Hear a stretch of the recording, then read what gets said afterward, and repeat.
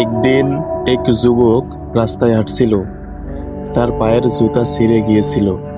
রাগে দুঃখে সে বলতে লাগলো, হে আল্লাহ, সবার কত কিছু আছে, আর আমার একটা ভালো জুতাও নেই। হাঁটতে হাঁটতে সে একটি মসজিদের সামনে পৌঁছালো। সেখানে দেখলো একজন মানুষ হুইল চেয়ারে বসে হাসি মুখে আল্লাহর শুকরিয়া আদায় করছেন, কারণ তার দু পা নেই। যুবকটি কিছুক্ষণ চুপ করে রইল। তারপর নিজের ছেঁড়া জুতার দিকে তাকিয়ে চোখে পানি চলে এলো। সে আস্তে আস্তে বলল, হে আল্লাহ, আমি তো জুতা না থাকার অভিযোগ করছিলাম, অথচ আপনি আমাকে দুটি সুস্থ পা দিয়েছেন।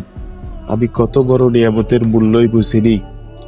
সেদিন থেকে সে একটি জিনিস শিখে গেল, যার কাছে যা নেই সে সেটাই দেখে কষ্ট পায়, কিন্তু যার কাছে আল্লাহ যা দিয়েছেন সেটা শিখলে জীবন অনেক সুন্দর হয়ে যায়।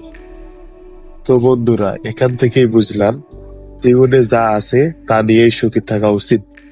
আল্লাহ আমাদের সবচেয়ে ভালোবেসেই সৃষ্টি করেছেন। তিনি আমাদের রব, তিনি আমাদের সৃষ্টিকর্তা।